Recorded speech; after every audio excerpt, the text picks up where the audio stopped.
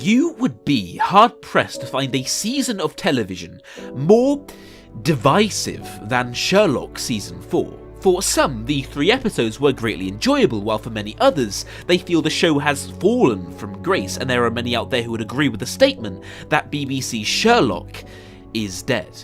In this video essay, I ask, why? Well, to answer that question, let's be a little scientific. In Season 2, Episode 2, the showrunners adapt the famous Hound of the Baskerville storyline with a great degree of creative liberty. However, many agree that this episode, the Hounds of Baskerville, is one of the show's best. In this episode, Sherlock is solving a decade-old mystery and trying to take down a murderer. On the other side of the argument is Episode 2 of Season 4, The Lying Detective. In this episode, Sherlock is trying to solve a mystery and take down a serial killer.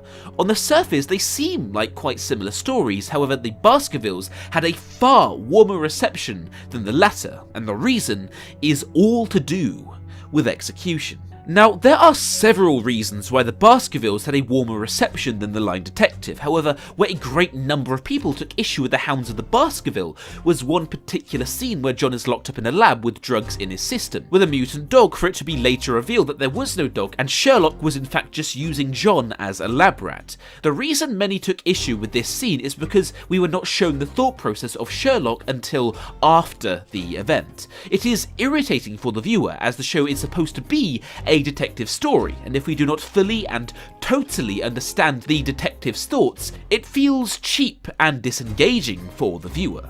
Now, that scene is irritating. However, it does not, like some critics have suggested, break the episode. Despite that writing blunder, that one episode, The Hounds of Baskerville, is still a good detective story, because that one moment is the only moment in the whole episode we don't understand Sherlock's thoughts, and for the rest of the whole episode, we, the audience, and Sherlock are all on the same page. For example, when the twist is revealed that the Hound was not a hound at all, but rather just a man, we realise that truth at the same moment Sherlock does. We are informed of Sherlock's theory that the sugar is laced with a drug, and when Sherlock realises his theory is wrong, we realise that alongside him. In short, the reason the climax of not just the Baskervilles but most of the early seasons was compelling was because if something was a surprise to the audience, it was also a surprise to Sherlock, which is a very basic rule when it comes to writing detective fiction. However, that is not the case with Season 4, as in that respect, the episode's climax falls flat on its face. The second episode does a reasonably good job for the most part of showing the thought process of Sherlock. For example, he realises at one point that the client never actually existed and that he had just hallucinated her coming to his flat. Now, that's a fun twist. However, when it comes to the climax, or more specifically, in the way in which Sherlock beats the main villain, the twist is far less enjoyable. It plays out very much like this. Culverton, the villain, sneaks into Sherlock's hospital room and tries to kill him. While trying to kill him, he confesses to being a murderer. Dead people look like things. I like to make people into things. Then John and a policeman burst in and stop Culverton in the act. Culverton says they have no proof of anything, as it is just Sherlock's word against his, and it's at this point Sherlock reveals that there is a hidden recording device in John's walking stick, and using that recording, he exposes the villain for who he is and gets him arrested. Now, there is one fundamental problem with that ending. And it is a similar problem to when we didn't know that Sherlock was testing a joke on John, except this example is far worse. The recording device Sherlock used to take down the main villain and resolve the whole plot was entirely unforeshadowed. There was no clue or hint or out-of-place dialogue that piqued the viewer's attention. This reveal of the existence of a recording device was a total surprise to the viewer. This right here is not just poor detective storytelling, this is, quite arguably, fully fledged Deus Ex Machina. And you can be sure that if there is one genre where Deus Ex Machina is least welcome, that is in a detective story where the learning process and reveal of information is far more integral to the viewing experience than it is to any other genre. The entire resolution resolves around this Deus Ex Machina, which outside of an over-the-top comedy like Monty Python's Holy Grail, always makes for a weak and uncompelling ending. What really makes this an unforgivable use of the trope is that it would have been a very simple fix. What they could have done was have it so at one point Watson catches Sherlock fiddling with his walking stick, and then Watson asks him what he is doing, and Sherlock gets flustered and changes the subject. This would raise the viewer's suspicions as to what Sherlock was doing with the cane, and later on when they leave for the hospital, Sherlock makes John take his stick, and John asks, "Why am I carrying this?" and Sherlock just gives a vague, undefined answer. Whilst even if they added those moments, it would not have been flawless storytelling, it would have undoubtedly been better storytelling, because when the bug is revealed in John's cane, there is at least an amount of satisfaction as the audience realises the significance of the clues and that Sherlock had a bigger plan all along. But because there is no foreshadowing, this is not a satisfying ending, and this episode is not the only episode in season 4 alone that ends with a reliance on Deus Ex Machina. The first episode also falls into this classic trap. The whole plot for the first episode is as follows. Mary used to be part of a mercenary group, but she got betrayed, and throughout this whole episode there is this constant mystery. Who was the one who betrayed the team? For a while it seems like Lady Smallwood is the culprit, but in the end, who was the villain all along? It was the receptionist. What felt like a move that would come from a farce, an over-the-top comedy that makes fun of the detective genre, where the tropes of the genre are made a mockery of. There is no hint at all that the receptionist was the villain. Before the big reveal, she only had 30 seconds of screen time in the whole episode, and all she does for those 30 seconds is small talk with Sherlock and how she'd like an ice lolly. This is poor storytelling, and whilst it does not fit the technical definition of Deus Ex Machina, it might as well be just that, because it is equally as compelling. Now, this reliance on Deus Ex Machina is not the only reason many feel the writing quality has slipped. There are many ways in which the show has compromised itself, and one is this. Sherlock has trivialized death. In fiction, death is sacred. When you kill off a character, it can achieve many different things. It can make the viewer burst out into tears or explode into rage. It can be an incredibly effective method at keeping the viewer invested in the series, such as Game of Thrones, where you truly feel no one is safe and anyone could die at any moment, which makes many moments nail-biting. It can be a beautiful way to end a story, as in many ways, death is finality incarnate. There is nothing more final than the end of a life, and when pulled off right, death can be beautiful. Death is an incredibly powerful device that every story inherently has, but if the writers are not careful, it is a device that they can lose. And how has Sherlock lost the device of death? Because it has trivialized it.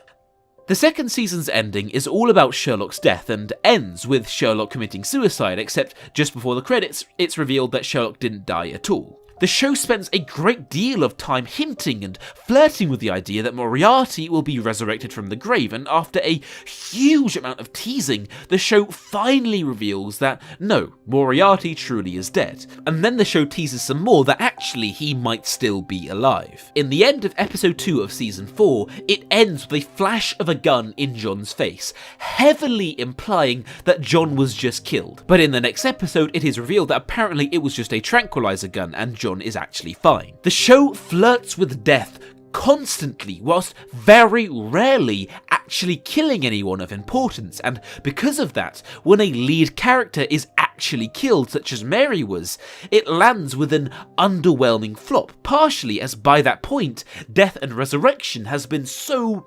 over-teased that it has become meaningless. And also a number of people in the audience are having the very justified theory that Mary's death doesn't matter because it's all probably just being faked and she'll come back in the next episode as fit as a fiddle. Death in fiction is sacred. And when you flirt with death routinely, but never actually go through with it and decisively kill someone, death becomes meaningless. Part of the reason many love Game of Thrones is because it is the polar opposite of Sherlock in this respect. Main characters die all the time, and if they are killed, they stay dead. Well, usually. Now, death is only a small part of a show. It is only one small device at a writer's disposal, and to give credit where credit is due, Sherlock Season 4 is in many ways a greatly above average season of television. It has many good moments, the editing is innovative and creative. Sometimes the dialogue has ice-cold wit and is of outstanding quality. One of my favourite lines is in episode 2 when Culverton shows Sherlock his favourite room in the hospital, which just so happens to be the morgue. And later on, when Sherlock is in his hospital, Culverton gives a TV interview and says this. But I can promise you this, he's going to get the best of care. I might even move him to my favourite room. Culverton Smith earlier today. This is fantastic dialogue, and it is an ingenious way of foreshadowing the murderous intentions of Culverton. There are a series of utterly brilliant sequences in episode 2 where Sherlock is deciphering things such as taking the tiniest details from a client's note and figuring out what kind of house the client lives in, or when he realises that Culverton didn't just want to murder one specific person, but rather anyone because he's a serial killer. These sequences throughout Sherlock are a feast for the eyes. However, when Sherlock spends several minutes talking about the angle the sun was at when it hit the note, whilst it makes for a visually interesting scene, what was the purpose of that scene? How does it contribute towards the rest of the story? The answer: it doesn't. The whole sequence where he decides the details from Faith's note is entirely irrelevant to the rest of the story, and whilst this is a visually nice scene, it was entirely unnecessary. It could have been cut, and the rest of the episode would not be any worse for it. While the quality of the writing in Season 4 was certainly more inconsistent than it was in earlier seasons, even if the writing were to have been of fantastic quality, if every line of dialogue were to have been crisp and gripping, and every bit of Deus Ex Machina were to be corrected, the show would still be received with a great deal of criticism, and that is for one single reason. And to realise that reason, we're going to go back to the beginning of this essay and compare the Baskervilles to the Lying Detective one more time, as there is one thing the Lying Detective does that makes it the inferior Sherlock story. Because the main antagonist of this episode is not Culverton, the serial killer, it is Sherlock.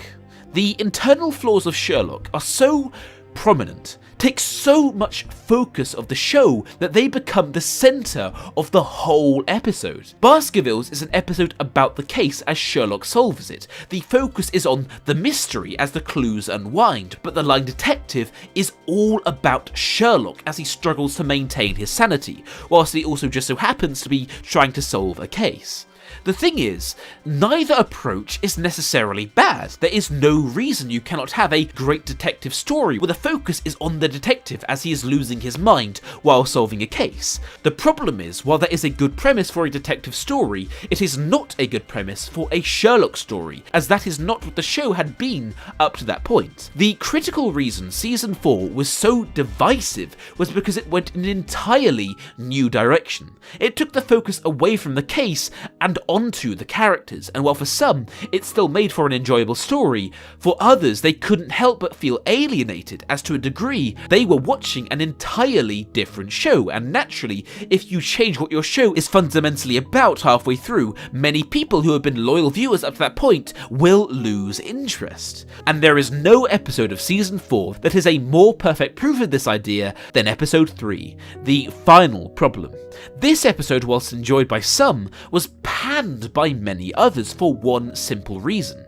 Every episode up to that point was to some degree a detective story. There was always a case to be solved, always a mystery to be unravelled, but for The Final Problem, that was not the case. The entire focus of the episode was all about Sherlock, John, Mycroft, and their sister. The whole episode was not about plot, it was all about character. And again, while for some that makes for an enjoyable story, because it is so alien in focus to what the show had been up to that point, it killed the interest of many viewers who had no interest in seeing that kind of story. Sherlock is in a bad state right now. Because of the show's recent lapse in focus, a lot of people have lost interest, but if in next season, fresh writing talent is brought in, and if the focus of the show goes back to its roots, where it is all about the case as Sherlock and John solve it, there is no reason Sherlock can't be resurrected, and with a clean slate and some quality writing, Cumberbatch's Sherlock can become TV's greatest detective once more.